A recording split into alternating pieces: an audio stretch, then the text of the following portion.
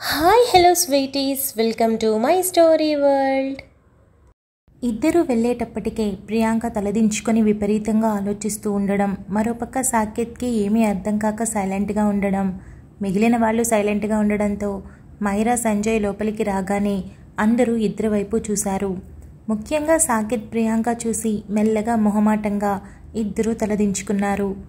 మైరా రెండు చేతులు జోడించి, సాకేత్ సారీ, అలానే ప్రియాంక నీకు కూడా సారీ, అన్నింటికీ మించి పెద్దవాళ్ళు తీసుకోవాల్సిన ఒక నిర్ణయాన్ని నేను తీసుకున్నందుకు ఒక పక్క మా నాన్న పెంపకాన్ని మీరెవరైనా తప్పుపట్టి ఉంటే దయచేసి మా నాన్నని తప్పుగా అనుకోవద్దు. డాడీ మీకు కూడా సారీ. ఇకపోతే మామయ్య, సాకేత్ విషయం మీతో డిస్కస్ చేయకుండా మాట్లాడినందుకు సారీ. ఇక అందరితో పాటు అన్నయ్య, పవి, అలానే ఆంటీ, అంకుల్, ఇక్కడ జరుగుతుంది వీళ్ళిద్దరి పెళ్లి మాటలు, కానీ నేను మరొక పెళ్లి గురించి మాట్లాడాను, సారీ అని మైరా తలదించుకొని చెప్పింది. సంజయ్ మైరా భుజం చుట్టూ చేయి వేసి, చూడండి, తను తప్పు చేశానని భావించి మీ వయసుకు విలువిచ్చి ఇక్కడ విషయానికి విలువిచ్చి అందరినీ క్షమించమని అడుగుతుంది. కానీ తన ఆలోచన తీరు అన్నీ కరెక్ట్గా ఉన్నాయి. నా వైపు నుండి నా భార్యది ఏ తప్పు లేదు. తను మాట్లాడిన మాట కరెక్ట్, అందుకే నేను తన వైపే నిలబడుతున్నాను. కారణం ఏంటి అన్నది తను మీకు అర్థమయ్యేలా చెప్తుంది. దయచేసి అర్థం చేసుకోవడానికి ప్రయత్నించండి. లేదా తను చెప్పిన మాట మీకు నచ్చలేదు అంటే నిర్మోహమాటంగా తను చెప్పిన సారీని మీరు యాక్సెప్ట్ చేసి తనని క్షమించండి అని సంజయ్ చెప్పాడు. మైరా తలదించుకొని, ప్రియాంక ఎవరు, ఎలాంటి పరిస్థితుల్లో ఉన్నది అన్నది నేను ఇక్కడ ఎవరికి ఎక్స్ప్లెయిన్ చేయలేను. కానీ సాకేత్కి తన గురించి పూర్తిగా తెలుసు. అందుకే తనకి ఒక ఐడెంటిటీ కావాలి. తన వైపు ఎవరైనా అడుగు వేయాలంటే తను ఆ ఇంటి కోడలు అని ఒక గుర్తింపు తనకి ఉండాలి. తన జోలికి ఎవరైనా రావాలంటే భయపడాలి. అందుకే సాకేత్ని పెళ్లి చేసుకోమని అడిగాను. ఇకపోతే సాకేత్ ఎవరిని ప్రేమించలేదు, అది నాకు బాగా తెలుసు. అలానే ఇప్పుడిప్పుడే పెళ్లి చేసుకునే ఆలోచన కూడా లేదు. కానీ ప్రియాంక చాలా మంచిది, తన మనసు ఇంకా మంచిది. తన మాట తీరు, తన వ్యక్తిత్వం, తన వ్యవహారం అన్నీ కూడా ఆ ఇంటి కోడలికి సరితూగినవే, ఒక్క ఆస్తి తప్ప. తన దగ్గర ఆ ఇంటి కోడలు అయ్యేందుకు అన్ని అర్హతలున్నాయి. అన్నింటికీ మించి సాకేత్ పక్కన ప్రియాంక జంటగా చాలా బాగుంటుంది. అందుకోసమే నేను ఈ పెళ్లి ప్రపోజల్ పెట్టాను. ఒక ఆడపిల్ల మనసు తెలుసుకోకుండా మాట్లాడే రకాన్ని కాదు నేను. ప్రియాంక నాకు బాగా తెలుసు. తనకి తన పని గురించి తప్ప వేరే ఏ ధ్యాస ఉండదు. ఈ ప్రేమ దోమ అటువంటివి లేవు. అన్నింటికి మించి కల్మషం లేని ఒక మనస్తత్వం. అలాంటమ్మాయి నాకు తోటి కోడలు అవ్వడం, మా అత్తయ్య మామయ్యకి కోడలు అవ్వడం, సాకేత్కి భార్య అవ్వడం ఒక రకంగా అదృష్టమని చెప్పొచ్చు. అందుకే దీని గురించి మాట్లాడాల్సి వచ్చింది. మీలో ఎవరికి నచ్చకపోయినా ఇది జరగదు. దయచేసి తప్పుగా అనుకోకండి. మామయ్య, ముఖ్యంగా మీరు, ఇంటి కోడలు అవ్వాలంటే ఆస్తి అంతస్తు కాదు, వ్యక్తిత్వమే ముఖ్యమని నమ్మే మీరు నా మాటని ఏకీభవిస్తారన్న ఉద్దేశంతో ఇవన్నీ మాట్లాడుతున్నాను అని మైరా అందరికీ అర్థమయ్యేలా స్పష్టంగా తన ఆలోచనని అందరి ముందు పెట్టింది. అందరూ ఏం మాట్లాడకుండా నిశ్శబ్దంగా ఉన్న టైంలో సంజయ్ మాట్లాడబోతూ ఉండగా సాకేత్ లేచి, ప్రియాంకకి ఇష్టమైతే నాకు ఇష్టమే అని చెప్పాడు. రాజ్ కుమార్కి ప్రియాంక ఎవరు, ఏంటి, ఎలాంటిది అని బాగా తెలిసి ఉండటంతో ఏ ఆక్షేపణ లేకుండా, మైరా, నువ్వు ఇంటి పెద్ద కోడలివి, నువ్వు ఎలాంటి నిర్ణయం అయినా తీసుకోవచ్చు. మంచి చెడులు ఆలోచించే నువ్వు ఎలాంటి నిర్ణయం తీసుకున్నా మన ఇంట్లో నీకు ఎవ్వరూ ఎదురు చెప్పరు. అన్నింటికీ మించి నీ భర్త నీ పక్కన నిలబడి నా భార్య చేసింది నాకు తప్పనిపించలేదు, మీకు అలా అనిపిస్తే తన సారీని యాక్సెప్ట్ చేయండి అని చెప్పాడు అంటేనే నీ నిర్ణయం కరెక్ట్ అని అర్థం. అన్నింటికీ మించి నీ మరిది కూడా నీకు వత్తాసు పలుకుతున్నాడు అంటే ఇంత పెద్ద నిర్ణయాన్ని ఊరికే తీసుకోడు కదా. నీ మీద ఎంతో నమ్మకం ఉంటేనే కదా తీసుకుంటాడు. అలాంటప్పుడు ఇక మేమెందుకు అడ్డు చెప్తాం? ప్రియాంకకి కనుక ఇష్టమైతే తనని మన ఇంటి చిన్న కోడలుగా చేసుకోవడానికి ఎలాంటి అభ్యంతరం లేదు అని రాజ్ కుమార్ సూటిగా ఒక్క మాటతో తేల్చేశాడు. ప్రియాంక మౌనంగా ఉండడంతో మైరా సంజయ్ వైపు చూడగా వెళ్ళు అని కళ్ళతోనే చెప్పడంతో మైరా ప్రియాంక దగ్గరికి వెళ్ళి తలదించుకొని తన చేతులు నలుపుకుంటున్న ప్రియాంక చేతుల్ని పట్టుకొని, ప్రియాంక, నా నిర్ణయం తప్ప అని మైరా అడిగింది. ప్రియాంక ఏం మాట్లాడకుండా సైలెంట్గా ఉండడంతో, ప్లీజ్ చెప్పు, నేను ఒక నిర్ణయం తీసుకున్నాను. నువ్వు ఎప్పుడూ అంటావు కదా, మైరా ఏం చేసినా కరెక్ట్ చేస్తుంది, తన నిర్ణయాలు బాగుంటాయి, తనని వదిలేయండి అని జగన్నాథం అంకుల్కి చెప్తూ ఉంటావు కదా. మరి ఈ నిర్ణయం నీకు నచ్చలేదా? నీ మనసులో వేరే ఎవరూ లేరు కదా. ఒకవేళ మీ అమ్మా నాన్న ఏదైనా సంబంధం తెస్తే ఇంతకంటే మంచి అబ్బాయిని తీసుకుని రాగలరా? అందుకే వద్దంటున్నావా అని మైరా అడిగింది. ప్రియాంక అలాగే టెన్షన్ పడుతూ ఉండడంతో, నీ నిర్ణయం ఏదైనా ఇక్కడ ప్రతి ఒక్కరూ గౌరవిస్తారు, ఆఖరికి నేను కూడా. నిన్ను దాటి ఇక్కడ ఏం జరగదు, అని మైరా చెప్పింది. డాన్ అని ప్రియాంక చిన్నగా పిలవడంతో అందరూ ప్రియాంక వైపు చూశారు. మైరా కూడా ప్రియాంక వైపు చూస్తూ చెప్పు అని అనింది. ప్రియాంక తలదించుకొని, మా అమ్మా నాన్న ఇంత గొప్ప సంబంధం తీసుకురాకపోవచ్చు, కానీ మంచి సంబంధం అయితే తీసుకురావాలని అందరి తల్లిదండ్రుల్లానే ఆలోచిస్తారు, తెస్తారు. ఇకపోతే సాకేత్ మంచివాడు కాదా, ఇంతకంటే మంచివాడు దొరుకుతాడా అంటే తెలియదు. పెళ్ళయ్యాక ఎవరు ఎలా మారిపోతారో మనకేం తెలుసు, కానీ సాకేత్ మంచివాడు. అర్ధరాత్రి ఒక ఆడపిల్ల కష్టంలో ఉంటే అవసరం తీర్చుకోవడమో వదిలేయడమో చేయకుండా నన్ను ఇంటికి తీసుకొచ్చాడు. తన రూమ్ నాకిచ్చి తను హాల్లో అడ్జస్ట్ అయ్యాడు. తనకంటే మంచివాళ్ళు దొరుకుతారా అంటే నేను చెప్పలేను, కానీ ఇలా మా అమ్మా నాన్నకి ఒక్క మాట కూడా చెప్పకుండా అలా ఎలా నిర్ణయం తీసుకోగలను? అన్నింటికీ మించి నేను మధ్యతరగతి కంటే ఇంకా తక్కువ బ్యాక్గ్రౌండ్ ఉన్న అమ్మాయిని. మా అమ్మా నాన్న రోజు సంపాదిస్తే నేను నెల నెలా సంపాదిస్తే తప్ప మాకింట్లో గడవదు. అలాంటిది మీ ఇంట్లో అడుగు పెట్టాలంటే నాకు తెలియడం లేదు ఏం చెప్పాలో అని ప్రియాంక తడబడుతూ చెప్పింది. అంటే ఒకవేళ మీ అమ్మా నాన్న కనుక ఒప్పుకుంటే నీకు ఇష్టమేనా అని మైరా అడిగింది. ప్రియాంక నిమిషం పాటు ఆలోచించి, మీ అందరికీ నచ్చి మా అమ్మా నాన్న కూడా ఇష్టపడితే అప్పుడు నేను ఒప్పుకుంటాను అని ప్రియాంక చెప్పింది. మైరా వెనక్కి తిరిగి సంజు వైపు, రాజ్కుమార్ వైపు, సాకేత్ వైపు చూడడంతో సంజయ్ చిన్న స్మైల్ చేయగా రాజ్కుమార్ నవ్వుతూ, మీ నాన్న ఫోన్ నెంబర్ చెప్పమ్మా అని అడిగాడు. మైరా సాకేత్ వైపు చూసి, నీ మాట ఏంటి అన్నట్టు కళ్ళతోనే అడగడంతో, చెప్పాను కదా అందరికీ నచ్చితే నాకు కూడా ఇష్టమే అని సాకేత్ అన్నాడు. ఓయ్ నెంబర్ చెప్పు అని మైరా అడగడంతో ప్రియాంక ఫోన్ నెంబర్ చెప్పగా సంజయ్ నెంబర్ డయల్ చేసి రాజ్కుమార్ ముందు పెట్టగా మాట్లాడాడు. దాదాపు అరగంట పాటు మాట్లాడిన తర్వాత ప్రియాంక వాళ్ళ అమ్మా నాన్న కూడా బాగా ఆలోచించి ఒక నిర్ణయం తీసుకొని తమ బిడ్డ బాగా బ్రతుకుతుంది అన్న ఒకే ఆలోచనతో సంతోషంగా ఒప్పుకున్నారు. ఒకసారి నేను మా ప్రియాతో మాట్లాడొచ్చా అని వాళ్ళ నాన్న అడగడంతో మైరా ఫోన్ తీసుకొని వెళ్ళి ప్రియాంకకి ఇచ్చింది. హలో నాన్న అని ప్రియాంక అనగానే, ఏంట్రా 2 రోజులుగా ఒక ఫోన్ కూడా చేయలేదు, ఇప్పుడేమో ఇలా కాల్ వచ్చింది అన్నాడు. నాన్న అది నేను తర్వాత మాట్లాడతాను అని ప్రియాంక చెప్పింది. సరేరా, ఈ పెళ్ళికి నువ్వు ఒప్పుకుంటే మాకు ఇష్టమేరా, మేము 2 రోజుల్లో బయలుదేరి నీ దగ్గరికి వస్తాము, జాగ్రత్తగా ఉండమ్మా అని చెప్పడంతో అలాగే నాన్న, నేను వేరే చోట ఉన్నాను, ఇంటికి వెళ్ళాక ఫోన్ చేస్తాను అని ప్రియాంక చెప్పి కాల్ పెట్టేసింది. అమ్మయ్య అందరూ ఒప్పుకున్నారు. ప్రియాంక ఇప్పుడు నీకు ఓకే కదా అని మైరా అనడంతో ప్రియాంక తల ఊపింది. మైరా హ్యాపీ స్మైల్తో సంజయ్ దగ్గరికి వెళ్ళి, మొత్తానికి ఒక పెళ్లి గురించి మాట్లాడడానికి వస్తే 2 పెళ్ళిళ్ళు కుదిరిపోయాయి, ఐఎమ్ సో హ్యాపీ అని చెప్పింది. అందరూ చాలా సంతోషించారు. దాంతో ఇక దాదాపు మరో అరగంట పాటు ఆ ముచ్చట ఈ ముచ్చట మాట్లాడుకున్న తర్వాత, సరే మరి ఎలాగో 2 పెళ్ళిళ్ళు చేయాలని అనుకుంటున్నాం కాబట్టి ముందుగా తాంబూలాలు ఇచ్చి పుచ్చుకునే విషయం గురించి మాట్లాడుకుంటే బాగుంటుంది. మనోజ్ పవి గురించి ఆల్రెడీ నిర్ణయం తీసుకున్నాం కాబట్టి అప్పుడే సాకేత్ ప్రియాంక విషయం గురించి కూడా మాట్లాడితే సరిపోతుంది. ఇకపోతే ఎలాగో 2 రోజుల్లో ప్రియాంక వాళ్ళ అమ్మా నాన్న వస్తాను అన్నారు కాబట్టి ఆ తర్వాత అందరం కలిసి పంతులు గారి దగ్గరికి వెళ్తే బాగుంటుంది అనిపిస్తుంది అని వీరేంద్ర వర్మ అన్నాడు. ఎస్ డాడీ, నేను కూడా అదే అనుకుంటున్నా. హ్యాపీ డేస్ వచ్చేస్తున్నాయి, ఎంజాయ్ చేయొచ్చు అని మైరా అనింది. అందరూ సరదాగా మాట్లాడుతూ ఉన్న మనోజ్ మాత్రం తన ఆలోచనల్ని మరెక్కడో ఉంచి ఆలోచిస్తూ ఉన్నాడు. అందరూ ఆ పూట అక్కడే గడిపి ఇంటికి బయలుదేరగా మనోజ్ మైరా దగ్గరికి వెళ్ళి కార్ ఎక్కబోతున్న తన చేతిని పట్టుకొని, డాన్ నేను మీ ఇంటికి రావచ్చా అని అడిగాడు.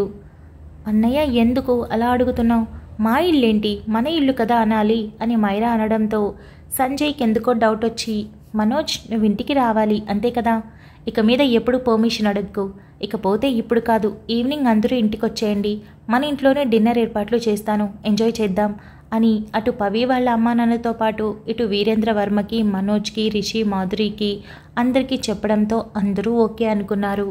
అలాగే అని మనోజ్ చిన్న స్మైల్ చేయడంతో సరే బయలుదేరండి, మేము కూడా బయలుదేరుతున్నాం అని పవిత్ర వాళ్ళ అమ్మా నాన్నతో చెప్పి అటు వీరేంద్ర వర్మ ఫ్యామిలీ వెళ్ళగా ఇటు సంజయ్ తన ఫ్యామిలీని తీసుకుని బయలుదేరాడు. దారిలో వెళ్తూ ఉండగా సంజయ్ ఆలోచించడం చూసి, ఏమైంది ఏదో ఆలోచిస్తున్నావు అని మైరా అడిగింది. హలో, అక్కడ మీ అన్నయ్య నీ మీద ప్రేమతో ఇంటికొస్తానని అడగలేదు, ఇంట్లో ఏదో చూశాడు, అది సిరి తాలూకు ఏదైనా జ్ఞాపకం గుర్తొచ్చిందేమో, అందుకే అనుమానం తీర్చుకోవడానికి వస్తానన్నాడు. అన్నింటికీ మించి మన ఇంట్లో మాట్లాడుతున్నంతసేపు మనోజ్ ఆలోచిస్తూనే ఉన్నాడు అని సంజయ్ చెప్పాడు. అమ్మో, ఇప్పుడు అన్నయ్య ఇంటికి వస్తే సూర్య మన ఇంటి ఆడపిల్లని తెలిస్తే అప్పుడు అన్నయ్య చాలా బాధపడతాడేమో.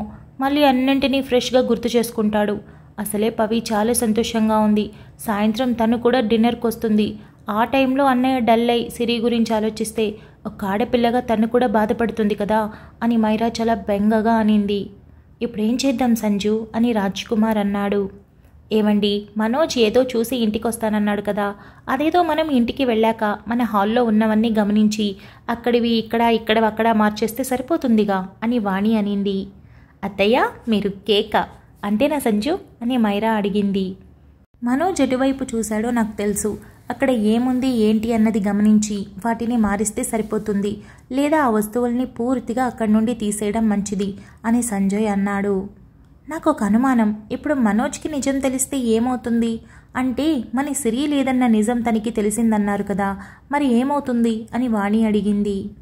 అత్తయ్య, ప్రేమించిన అమ్మాయి ఉన్నా లేకపోయినా వాళ్ళ తాలూకు జ్ఞాపకాలు మనసులో నిండిపోయి ఉంటాయి.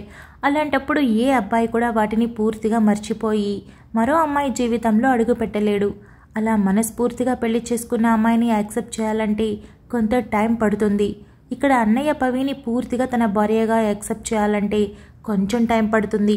ఈ టైంలో ఇవన్నీ మళ్ళీ తెలిస్తే అన్నయ్య మళ్ళీ మొదటికి వచ్చేస్తాడు. ఇప్పటికన్నయ్య సిరిని మర్చిపోలేదు. అలాంటిది ఇప్పుడు మళ్ళీ ఫ్రెష్గా అన్నీ గుర్తొస్తే కాస్త తట్టుకోవడం కష్టమే. అన్నింటికీ మించి పవి అన్నయ్యని చిన్నప్పటి నుండి ప్రేమిస్తుంది. ఇప్పుడు పెళ్లి కొప్పుకున్నాడు. ఈ టైంలో సిరి గురించి ఆలోచిస్తే పవి ఏమనుకోకపోయినా మనసులో అంత ప్రేమను నేను ఎప్పటికైనా పొందగలనా అన్న ఇన్సెక్యూరిటీ వస్తుంది కదా అని మైరా అనింది. మైరా మాట్లాడిన మాటలు మనోజ్తో పాటు సంజయ్కి కూడా సెట్ అవ్వడంతో అటు రాజ్ కుమార్ ఇటు సంజు ఇద్దరూ తన వైపు చూశారు. తప్పుగా ఏమైనా మాట్లాడానా అని మైరా అనడంతో రాజ్ కుమార్ చిన్న నవ్వు నవ్వి తల అడ్డంగా ఊపడంతో సంజయ్ తల తిప్పి డ్రైవింగ్ మీద దృష్టి పెట్టాడు. సరే, మనం 100% మనం చేయాల్సింది చేద్దాం. ఆ భగవంతుడు నిజం బయట పెట్టాలి అనుకున్నప్పుడు పెడతాడు అని వాణి అనడంతో అందరూ ఒక నిట్టూర్పు వదిలారు. అసలు ఇంతకీ వెనక కారులో వస్తున్న ఈ సాకేత్ ప్రియాంక ఏం మాట్లాడుకుంటున్నారో. పెళ్ళి అనగానే ఇద్దరికీ పిచ్చ మొహమాటం వచ్చేసింది అని మైరా అనింది. సంజయ్ నవ్వుతూ, సాకేత్ చాలా కలవిడిగా ఉంటాడు. నాకు తెలిసి ప్రియాంకతో చాలా మామూలుగా మాట్లాడతాడు. తొందరగా తనని భార్యగా యాక్సెప్ట్ చేసేస్తాడు. అసలే వాడికి ప్రేమ దోమ లేదు కదా, కట్టుకున్న అమ్మాయిని ఖచ్చితంగా బాగా చూసుకుంటాడు అని సంజయ్ అన్నాడు. నాకు తెలిసి సాకేత్ చాలా మంచివాడు కాబట్టి ఈ పెళ్లి సాకుతో ఆఫీస్కి కూడా పంపించేద్దామా అని మైరా నవ్వడంతో అందరూ నవ్వుతూ, మంచి ఐడియా, వాడు గాడిన పడితే నేను చాలా హ్యాపీగా ఫీల్ అవుతాను అని రాజ్ కుమార్ అన్నాడు. ఏముంది మామయ్య, మైరా అనుకుంటే అయిపోతుంది, ఈ డాన్ పప్పతో పని కాదు అని మైరా నవ్వుతూ అనడంతో సంజయ్ తన నవ్వు చూసి ఏదో తెలియని ఒక రిలాక్స్ రావడంతో హ్యాపీగా ఫీల్ అయ్యాడు. మనోజ్ ఇంటికి చేరుకున్న తర్వాత లోపలికి వెళ్తూ ఉండగా మెసేజ్ రావడంతో అది పవిత్ర నుండి కావడంతో ఆగి చూడగా, ఎందుకు వచ్చిన దగ్గర నుండి చాలా డల్గా కనిపించావు, ఏదో ఆలోచిస్తున్నట్టుగా కూడా అనిపించావు, ఏమైంది, ఏదైనా టెన్షన్నా అని ఉండడం చూసి మనోజ్ పెదవుల మీద చిన్న నవ్వు రావడంతో అక్కడి నుండి గార్డెన్లోకి వెళ్ళి పవిత్రకి కాల్ చేశాడు. పవిత్ర వెంటనే లిఫ్ట్ చేసి హలో అని అనగానే, నేను నిన్ను సెలెక్ట్ చేసుకోవడం ఎంతవరకు కరెక్ట్ అనుకున్న ప్రతిసారి నువ్వే నాకు కరెక్ట్ అని తెలియజేస్తున్నావు పవి, థ్యాంక్స్ అని మనోజ్ చెప్పాడు. పవిత్రకి అర్థం కాక నాకు అర్థం కాలేదు అని అనింది. ఏం లేదు అని మనోజ్ అనడంతో, మనో మళ్ళీ అడుగుతున్నాను, ఇదంతా నీకు ఓకేనా కాదా? ఒకవేళ నువ్వు వద్దంటే చెప్పు, నేను అందరితో మాట్లాడతాను, మనం ముందులో కూడా ఉండొచ్చు. అంటే తెలియడం లేదు, ఈ ప్రశ్న అడగాలనిపిస్తుంది అని పవిత్ర అనింది. పవి, నాకు ఈ పెళ్ళి ఇష్టమే, తొందరగా జరగాలని కోరుకుంది కూడా నేనే, అందరినీ ఇంటి వరకు తీసుకొచ్చింది కూడా నేనే. ఇక ప్రేమ గురించి అంటావా, చెప్పాను కదా ఖచ్చితంగా ప్రేమిస్తాను, నువ్వు నాకు కొంచెం టైం ఇవ్వగలిగితే అని మనోజ్ అన్నాడు. మనో, ఒక మాట అడుగుతాను, సూటిగా సమాధానం చెప్పగలవా అని పవిత్ర అడిగింది. ఏంటి అని మనోజ్ అడిగాడు. పెళ్లి తర్వాత బాధ్యతతో కాకుండా మనస్ఫూర్తిగా నువ్వు నన్ను ప్రేమించగలవా ఎప్పటికైనా అని పవిత్ర అడిగింది. మనోజ్ అరక్షణం పాటు ఆలోచించి, నీకెందుకు అనుమానం కలిగింది అంటే నేను ఇందాక ముభావంగా ఉన్నాననా అని మనోజ్ అడిగాడు. మనోజ్, ఒకసారి నువ్వు అందరి కోసం ఒప్పుకున్నట్టు, ఒక్కొక్కసారి నా మీద జాలితో ఒప్పుకున్నట్టు, ఒక్కొక్కసారి ఇష్టంతోనే ఒప్పుకున్నట్టు అనిపిస్తుంది. ఒక్కొక్కసారి అసలు ఎందుకు ఒప్పుకున్నావు కూడా నాకు అర్థం కావట్లేదు అని పవిత్ర చెప్పింది. పవి, నాన్న నిన్ను కాకపోయినా రేపటి రోజు ఏదో ఒక అమ్మాయిని నా ఎదురుగా నిలబెట్టి ఈ అమ్మాయిని ఈ ఇంటి కోడలుగా నిర్ణయించాను, పెళ్లి చేసుకోవాలని చెప్తే ఖచ్చితంగా పెళ్లి చేసుకుంటాను. ఆ తర్వాత లైఫ్ ఏంటని నాకు తెలియదు, కానీ వెంటనే అయితే యాక్సెప్ట్ చేయలేను.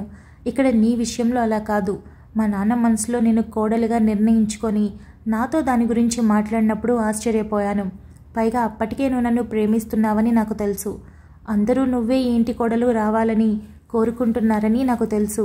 అన్నింటికీ మించి ఎవరినో చేసుకొని ఆ అమ్మాయి లైఫ్ని డిస్టర్బ్ చేస్తూ నేను డిస్టర్బ్ అవ్వడం కన్నా నిన్ను పెళ్లి చేసుకుంటే నువ్వు నన్ను అర్థం చేసుకుంటావు. నువ్వు నన్ను ఎంత ఎక్కువగా ప్రేమిస్తున్నావన్నది నాకు అర్థమైంది. సో ఏదో ఒకరోజు తప్పకుండా ఆ ప్రేమకి రిటర్న్ గిఫ్ట్ కింద నేను నిన్ను అంతకంటే ఎక్కువ ప్రేమిస్తాను. Please trust me. నేను మోసం చేయను. అసలు ఈ మనోజ్ని ఎందుకు పెళ్లి చేసుకున్నాను అనే ఫీలింగ్ కలగనివ్వను అని మనోజ్ చెప్పాడు. పవిత్ర మౌనంగా ఉండడంతో, పవి, నేను ఒక విషయం గురించి నిజంగానే ఆలోచిస్తున్నాను. అందుకే ఇందాక అలా ఉన్నాను. అంతేకాని మన పెళ్లి మాటలు కారణం కాదు. ఇకపోతే అదేంటన్నది నేను డిన్నర్ చేశాక మనం కాస్త బయటికి వెళ్దాం, అక్కడ మాట్లాడతాను అని మనోజ్ చెప్పాడు. సరే, నేను మళ్ళీ మాట్లాడతాను అని పవిత్ర అనడంతో, పవి, ఇలా డల్గా ఉంటే నా ఆలోచనలు ఇంకా పెరిగిపోతాయి. ప్లీజ్ నార్మల్గా ఉండు అని మనోజ్ రిక్వెస్ట్ చేశాడు. మనో, నువ్వు నార్మల్గా ఉంటే నేను హ్యాపీగా ఉంటాను, అందులో ఎటువంటి డౌట్ లేదు. ఇకపోతే జస్ట్ చిన్న ఇన్సెక్యూరిటీ అని పవిత్ర చెప్పింది. సరేరా, ఎక్కువ ఆలోచించకు. చెప్పాను కదా, నైట్కి మనం బయటికి వెళ్దాం. అక్కడ నీతో ప్రతి విషయం షేర్ చేసుకుంటాను. ఏదైనా షేర్ చేసుకోవడానికి నాకు ఒకరున్నారు అనిపించిందంటే అది మొదటగా నువ్వు మాత్రమే. అందుకే కదా ఇన్ని రోజులు ఎవరితో చెప్పుకోలేని విషయాలు కూడా నీతో షేర్ చేస్తున్నాను. ఇది కూడా షేర్ చేస్తాను అని మనోజ్ చెప్పాడు. పవిత్ర చిన్న స్మైల్తో, సరే మరి అతిగా ఆలోచించకు అని చెప్పి బాయ్, టేక్ కేర్ అని చెప్పింది. మనోజ్ చిన్న స్మైల్తో బాయ్ అని చెప్పి కాల్ కట్ చేసి అక్కడే కాసేపు నిలబడి ఆలోచిస్తూ కాసేపటికి లోపలికి వెళ్ళాడు. కారులో ఎవరిపాటికి వాళ్ళు కూర్చొని మౌనంగా ఉండడంతో సాకేత్ ఆలోచిస్తూ డ్రైవ్ చేస్తూ సడన్గా స్పీడ్ బ్రేకర్ రావడంతో చూసుకోకుండా ఎక్కించడంతో ప్రియాంక ఎగిరిపడి, ఏంటి నువ్వు పిచ్చి పిచ్చిగా డ్రైవ్ చేస్తున్నావు అని అడిగింది. నేను పిచ్చి పిచ్చిగా డ్రైవ్ చేస్తున్నానా? నీకే అలా అనిపిస్తుంది అని సాకేత్ అనడంతో, అంతలేదు, నిజంగానే నువ్వు ఎత్తి కుదేస్తున్నావు. కడుపులో ఉన్న పేగులన్నీ కదిలిపోతున్నాయి. ఇకపోతే నా తల కనుక పైన తగిలిందంటే నా బ్రెయిన్ సెల్స్ పాడైపోతుంది. ఇంకా గట్టిగా తగిలితే బ్లడ్ క్లాట్ అయిపోతుంది, లేదా ఇంటర్నల్ బ్లీడింగ్ అవుతుంది. మొత్తానికి తల పగిలి చస్తాను అని ప్రియాంక అనింది. సాకేత్ విచిత్రంగా చూస్తూ, ఇప్పుడు నువ్వు నర్స్ అని ప్రతిసారి గుర్తు చేయాలా నాకు అని అడిగాడు. ప్రియాంక పక్కన ఉన్న వాటర్ బాటిల్ తీసుకుని తాగుతూ, గుర్తు చేయడం ఏంటి, నేను నర్సునే కదా అని అనింది. సాకేత్ సడన్ బ్రేక్ వేయడంతో వాటర్ తాగుతున్న ప్రియాంక ఆ బాటిల్ కదిలి నీళ్లు మొత్తం పైన పడడంతో చంపేసే చూపులతో సాకేత్ని చూసింది. సాకేత్ ఒక చేత్తో డ్రైవింగ్ చేస్తూ మరో చేతిని నోటి మీద అడ్డు పెట్టుకొని కిచ్చి కిచ్చిమని నవ్వడం మొదలుపెట్టాడు. ప్రియాంక వెంటనే బాటిల్ గట్టిగా పట్టుకొని సాకేత్ మీద కొన్ని వాటర్ పోసి, తిక్క కుదిరిందా అని అడిగింది. సాకేత్ వెంటనే సడన్ బ్రేక్ వేసి, నా మీద నీళ్లు పోస్తావా అని ప్రియాంక చేతుల్లో ఉన్న బాటిల్ అలాగే పట్టుకొని తన మీద పూర్తిగా నీళ్లు వంపేశాడు. ఒక్కసారిగా నీళ్లు మొత్తం పైన పడడంతో ఊపిరి బిగపెట్టి వదిలిన ప్రియాంక, సచ్చినోడా, ఇంతవరకు ఒక్కరు కూడా నాతో ఇలా బిహేవ్ చేయలేదు, ఈడియట్, రాస్కేల్ అని అరిచింది. ఈడియట్ని పెళ్లి చేసుకునే అమ్మాయిని ఏమంటారు? ఈడియట్ రాలు అంటారు. మరి రాస్కేల్ని పెళ్లి చేసుకునే వాళ్ళని రాస్కేలు అవుతారు అని సాకేత్ అన్నాడు. ప్రియాంక గుర్రుగా చూస్తూ, అసలు ఎలా నీతో పెళ్లి కొప్పుకున్నానో నాకు అర్థం కావట్లేదు అని చిరాగ్గా చూస్తూ అనింది. అది నేననాలి, ఎలా నిన్నొప్పుకున్నానో అర్థం కావట్లేదు. నేనేంటి, నా అందమేంటి అని సాకేత్ అంటూ ఉండగా, అవును నువ్వేంటి, నీకున్న బుర్రేంటి అని ప్రియాంక వెటకారంగా అనింది. సాకేత్ వెంటనే పిడికిలి బిగించి ప్రియాంక తల మీద ఒక్కటిచ్చి, పిచ్చి పిచ్చిగా వాగకు, పెళ్లి చేసుకున్న తర్వాత రాచి రంపాన పెట్టేస్తాను అని అన్నాడు. అవును, నువ్వు పెడుతూ ఉంటే నేను చూస్తూ ఉంటాను. నేను ఆంటీని అంకుల్ని చూశాను కదా, ఇద్దరు చాలా మంచివాళ్ళు. పైగా డాన్, సంజు గారు నాకు ఫుల్గా సపోర్ట్ చేస్తారు. సో నేను మామూలుగా వదులుతాను అనుకోకు. అందరి కోసం మంచిగా వండి పెట్టి నీకు వండిన దాంట్లో మాత్రం బోరెక్స్ కలిపేస్తానేమనుకుంటున్నావో. అప్పుడు బాత్రూంలోకి రూమ్లోకి 1,00,000 సార్లు తిరుగుతావు అని ప్రియాంక మూతి తిప్పుతూ అనింది. సాకేత్ తల ఊపి, కలుపు 4 ముద్దలు తిన్న తర్వాత 5వ ముద్ద నీ నోట్లో కుక్కుతాను అని సాకేత్ అన్నాడు. అయినా నీతో మాట్లాడుతున్నా చూడు, వేస్ట్ ఆఫ్ టైం. నేను అసలు సంజు గారి కారులో వచ్చుంటే చాలా బాగుండేది అని ప్రియాంక అనడంతో, అవునమ్మా అవును, తమరికి బొట్టు పెట్టి ఆహ్వానించి మరీ కారులో కూర్చోబెట్టుకుంది నేనే కదా అని సాకేత్ వెటకారంగా అన్నాడు. నువ్వన్నీ రాగాలు తీయక్కర్లేదు, ఇంకోసారి నీ కారులో ఎక్కనులే అని ప్రియాంక అనింది. సాకేత్ గట్టిగా నవ్వుతూ చప్పట్లు కొట్టి, కారు ఎక్కనవసరం లేదులే, రేపు తాళి పడిన తర్వాత కదా నీకుంటుంది, రారా, అప్పుడు నువ్వు నా రూమ్లోనే కదా అడుగు పెడతావు, వచ్చిన తర్వాత కింద కటిక నేల మీద పడుకోబెడతాను, తిక్క కుదురుతుంది, పైగా దుప్పటి ఇవ్వకుండా ఏసీ హైలో పెడతాను అని సాకేత్ చెప్పాడు. నాకెందుకో డౌట్గా ఉంది, నీకు ఒకసారి DNA టెస్ట్ చేస్తే మంచిదేమో, ఆ ఇంట్లో అందరూ ఒకలా ఉన్నారు, నువ్వు ఒక్కడివే వేరుగా ఉన్నావు, పిచ్చి పిచ్చిగా వాగుతున్నావు అని ప్రియాంక అనింది. Thank you so much for listening guys. Update నచ్చినట్టయితే లైక్ చేయండి, షేర్ చేయండి, కమెంట్ చేయండి, అలానే సబ్స్క్రైబ్ చేసుకోండి. వచ్చేసాను ముచ్చట్లకి. ఈ అప్డేట్ ఎలా అనిపించిందో కమెంట్ చేయండి. అండ్ లాస్ట్ 2 అప్డేట్స్కి ముచ్చట్లే మాట్లాడలేదు ఎందుకు అని అడిగారు. బికాజ్ మార్నింగ్ అప్డేట్లో ఏమో నాతో నేను ఉండిపోకి నేను ముచ్చట్లు మాట్లాడాను, బట్ అప్లోడ్ చేసే ముందు డిలీట్ చేశాను, ఎందుకని అడగండి. ఇక లాస్ట్ అప్డేట్ విషయానికి వస్తే నేనే మాట్లాడలేదన్నమాట. సో రెండింటి గురించి ఇప్పుడు మాట్లాడితే, మధు ప్రెగ్నెంట్ ఏమో, దేవాంష్ రంజిత్కి మధ్య వార్ ఎలా ఉంటుందో ఏంటో, సో రంజిత్కి మధు ప్రెగ్నెంట్ అని తెలిసాక తనని వదిలేస్తాడేమో, ఇట్లా చాలా చాలా క్వశ్చన్స్ అయితే అడిగారు. సో అన్నింటికీ సమాధానం ఏం చెప్పలేము, ఎందుకంటే ఇంకా 4 అప్డేట్స్లో అయిపోయేదానికి నేను చెప్పడం ఎందుకు, మీరు తెలుసుకోవడమే బాగుంటుంది. సో మధు గురించి రేపు ఆర్ ఎల్లుండి తెలుస్తుంది. ఇకపోతే రాబోయే చందమామ విషయానికి వస్తే మాత్రం చాలా హ్యాపీగా ఫీల్ అయ్యారు, విజిల్ వేయాలనిపించింది అన్నారు. ఇలాంటి కోటింగ్ వెంకట్కి కూడా పడితే బాగుండు, చాలా హ్యాపీగా ఫీల్ అవుతామన్నారు.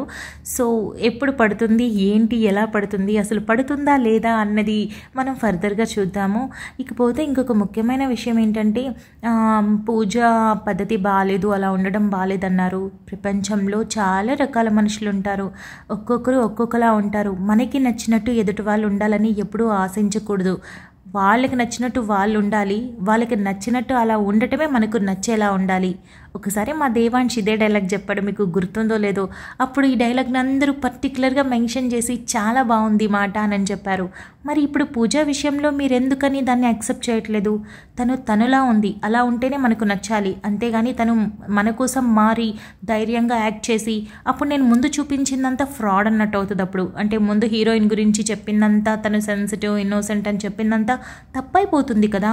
సో తను పుట్టి పెరిగిన వాతావరణం, తను పెరిగిన సమస్యలు తన చుట్టూ ఉండడం మూలంగా పూజ మొదటి నుండి అలానే ఉంది, ఇప్పుడు అలానే ఉంది, ఫ్యూచర్లో కూడా అలానే ఉంటుంది. కానీ ప్రతిసారి తన మౌనం సమస్యల్ని తెస్తుంది అనుకుంటే పొరపాటు. కొన్నిసార్లు సమస్యల్ని కూడా పక్కకు తీస్తుంది. సో ఒక్కొక్కరు ఒక్కొక్కలా ఉంటారు, అది మనం యాక్సెప్ట్ చేయాలి, అంతేగాని ఇలా ఉండకూడదు అని మనం చెప్పకూడదు. ఎందుకంటే అలా ఉండే వాళ్ళు కూడా మేబీ ఈ స్టోరీ చదివే వాళ్ళలో అంత ఇన్నోసెంట్ అండ్ సెన్సిటివ్గా ఉండే వాళ్ళు ఉంటారు. బయటికి ఏది చెప్పకుండా కేవలం మనసులో పెట్టుకొని, అది బాధ కావచ్చు, ప్రేమ కావచ్చు, హ్యాపీనెస్ ప్రతిదీ లోపలే పెట్టుకొని బయటికి మాత్రం చిన్న స్మైల్తో అందరికీ కనిపిస్తూ ఉంటారు. ఏంటి మీకు కనెక్ట్ అయిందా? అయ్యే ఉంటుంది ఎవరో ఒకరికి. సో అలాంటి అమ్మాయే పూజ కూడా. తన ఇంటెన్షన్స్ వేరు, తన ప్లేస్లో ఉండి ఆలోచిస్తేనే మనకు అర్థమవుతాయి. అంతేగాని మనం ఎదురుగా నిలబడుకున్నాం కాబట్టి, తనని చూస్తున్నాం కాబట్టి మనం నువ్వు ఇలా ఉండకూడదు అనేది మనం చెప్పకూడదనమాట. సో నా ఉద్దేశం అది. ప్రతి ఒక్కరూ ధైర్యంగా ఉండరు, పక్కన ధైర్యం ఇచ్చే మనిషి ఒకరు ఉండాలి అనేందుకే ఇక్కడ స్టోరీలో పక్కన రేవంత్ని చూపిస్తున్నాను. ఐ హోప్ నేను చెప్పింది మీకు అర్థమైంది అనుకుంటున్నాను. అంతే, ఇంకా ముచ్చట్లు. ఈ అప్డేట్ ఎలా ఉందో కమెంట్ చేయండి. సాకేత్ ప్రియాంక మధ్య టామ్ అండ్ జెర్రీ వార్ జరుగుతుంది, మధ్యలో కట్ చేశాను. సో నెక్స్ట్ పార్ట్లో అదేంటో చూద్దాం మనం. అంతే ముచ్చట్లు. మనం సాయంత్రం రాబోయే చందమామతో ఒక బ్యూటిఫుల్ ఎపిసోడ్తో కలుసుకుందాం. అంతవరకు keep smiling, stay healthy, bye guys.